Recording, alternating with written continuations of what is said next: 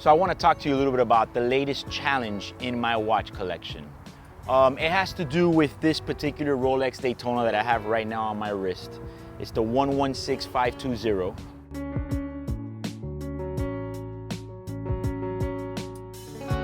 I actually happen to buy one right now, and you see there's a background to this watch. Some of you guys that saw my collection had said that, it looked more like an investment fund, or looked like I was just parking money. But in reality, if you noticed, almost every single one of those watches had a story or somewhat of a meaning for me. And I'm the first to say that there are watches that I do buy that I have really no intention on really wearing. Sometimes I just want them because I just kind of want them. But this watch has an interesting story. You see, the thing is, about 8 years ago, I had this watch. It wasn't this exact one, but it was the same reference number.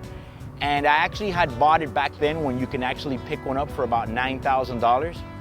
And I truly loved that watch. I had the previous buckle with the black dial, and I actually sold it and bought the newer style buckle with the white dial.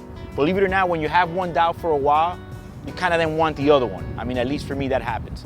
So I ended up having that watch, and crazy enough, I actually sold it 8 years ago, made very minimal profit, and I used some of that money to, now don't go crazy on me here, to buy a Hublot Big Bang rose gold. Back then those watches were popping, and Lord knows I did have a lot of fun with that watch. But that being said, it's always stayed in my mind that I kind of wanted to buy another one. Just always been there. If you follow the market on the 116520, they shot up. They've even been as high as $17,000 to $18,000. I thought to myself, yeah, I don't know if I want it. But what happens is that it's always been on my mind to buy one. And I actually just ran into one. And the one that I have on right now is an M serial, bezel engraved, of course, 116520 white dial.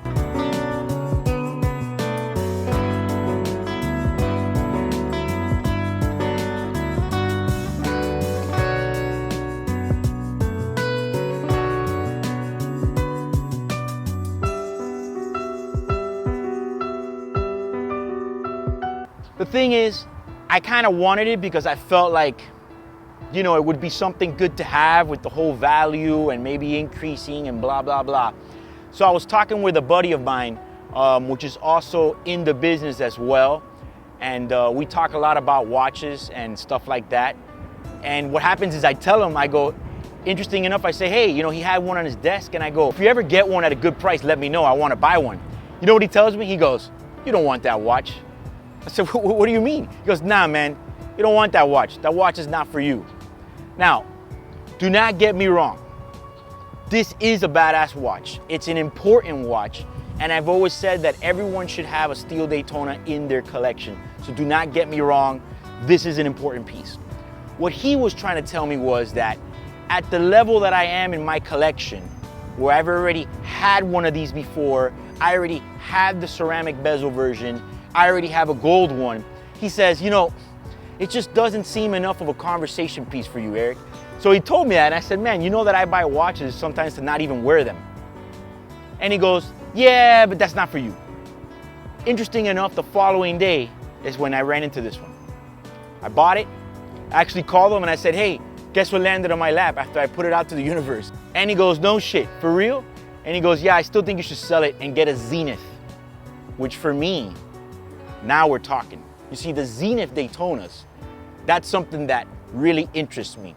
He says, a Zenith Daytona would be something that's a lot more of a conversation piece, something that just stands out a bit more. He goes, Eric, you have all sorts of watches. You do videos on YouTube about watches. A 116520 stainless steel Daytona is just not that special for you. And I said, yeah, I know, but I kind of want it. And he goes, you should probably get a Zenith. I said, man, this is exactly what I want. And I said, what about if I keep this one until you find me a clean Daytona Zenith? He says, that I'll accept. Funny part about all this is I wore the watch for 24 hours. And right now, as I record this video, I've had it for about 28 hours. I don't know, it didn't do it for me, man. Interesting enough, I don't know, I don't like the watch. Is it a badass watch? Yes, I love this watch. When I say I don't like the watch, is that I'm saying that it doesn't give me that fire that other watches have given me in my collection.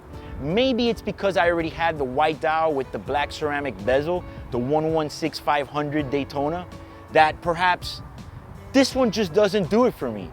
And I'm really thinking that maybe I'm just gonna put it up for sale and sell it and hopefully find a really clean Daytona Zenith. So the question I have for you guys, and a lot of you guys out there can chime in and maybe tell me how you feel. Should I keep this watch, just let it sit there like some of my other watches? Or maybe perhaps the one that I'm looking for is more of a scrambled cereal with the blue lume, maybe the last version right before it went to ceramic? Or should I possibly just liquidate it, move on, sell it, and hunt down a Zenith Daytona? You know, I've always wanted one of those. And crazy enough, back in the day, they used to be for $7,000. Now, they have shot up. I remember back when I was a lot younger, my dad had told me, somebody had offered him one, you know, I was about maybe 12 years old. And he said, I don't want that watch. It doesn't even have a Rolex movement. And the funny part about it is that little did we know that I wish I would have been more of a visionary at that time and known that, hey, that perhaps is gonna be the one that's gonna be worth the money in the future. So the question is, do I sell it, do I keep it, or do I trade it? What do you guys think I should do? So leave me a comment below what you think I should do with this stainless steel Daytona that I just got, whether I should keep it or just sell it and get something else. And if you like this video, please like and share. Also, subscribe to my channel.